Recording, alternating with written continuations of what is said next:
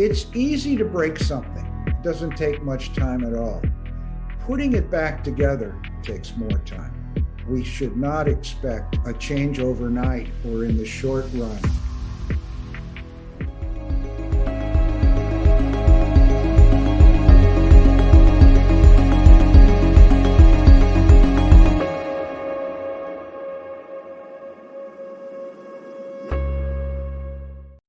Unfortunately, across the country generally, there is this hopelessness that there's really nothing that can be done. Fortunately, that's not the case. There are actually a number of evidence-based strategies that can lower homicide rates and that can improve homicide clearance rates. There's no one strategy, but taken together, there's a toolbox out there that can be used to reduce homicide. It is both an investment in law enforcement and policing, and also the investments in violence interruption. We need police at the table.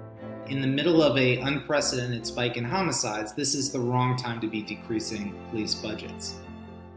The priority are the murders. The police are not prioritizing the woundings the way they should.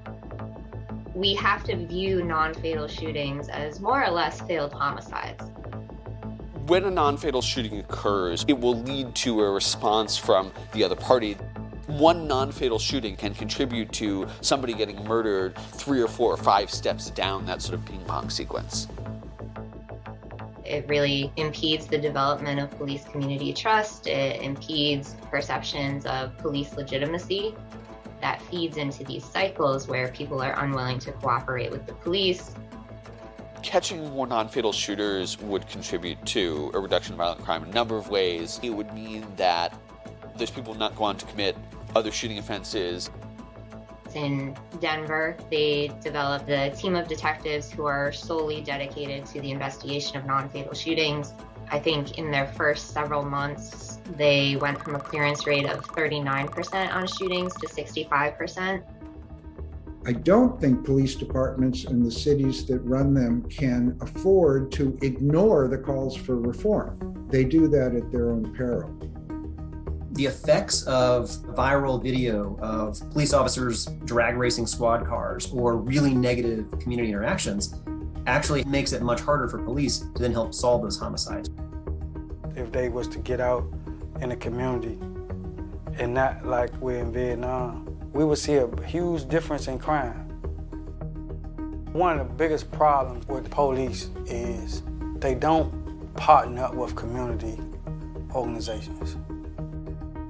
I want to just push back on this notion that whatever we do related to homicide rates begins and ends with the police. It doesn't. The police are necessary, but not sufficient. We've got to be able to have smart approaches that really have our police officers respond to the places where we really need them, but then also have resources that go where you don't need a police officer, but you need a different type of response. You don't know that people don't care about going to jail. You know, you can't just lock the shooter up and think the problem will go away. That don't happen. That's what the DA and the police want to think, but they know that's not the case. There's kind of 3 things that can happen here, buddy.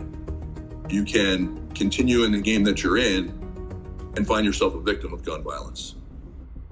You can continue in the game that you're in and find yourself arrested and incarcerated, or we can help you find a way out of this. I had a gun charge. That's what I went to jail for in '98. When I came home, though, in 2000, I told the lines I needed help. I wasn't even near ready. I ended up going back to the streets, and that began the process I'm on now. That's how long it took me to come around. The longer you be in the streets, the longer you're gonna take to get out because you get caught up.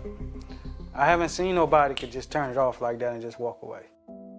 And that's why our conflict resolution, life skills classes are so important. To be able to show them that they have more value than the gun. How do morals, integrity, and principles look? Because you're dealing with individuals that have never been taught. It becomes our obligation to begin to teach this.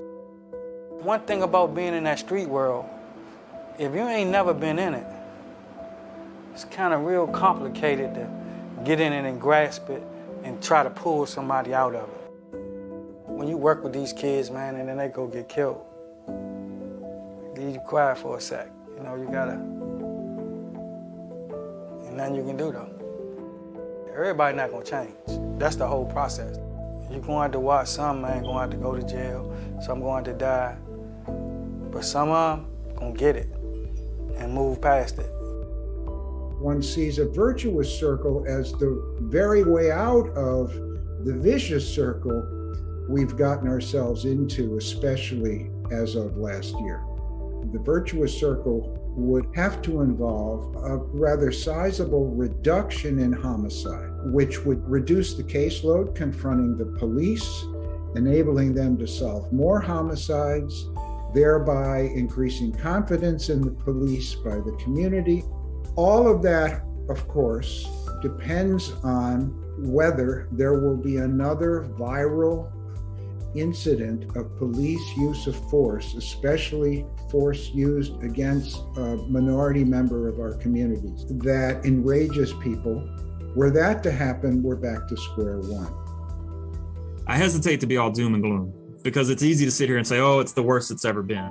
There's reason to be hopeful that maybe 5-10 years from now, we'll look back at what was a 2 or 3 year spike that was really bad, but then maybe that we got back on track. We are not short for resources. What we don't have is the type of coordination that we need. The different organizations, us coming together, could definitely curb the violence, but I believe that the one thing that we all need to do is give our kids time and attention, man.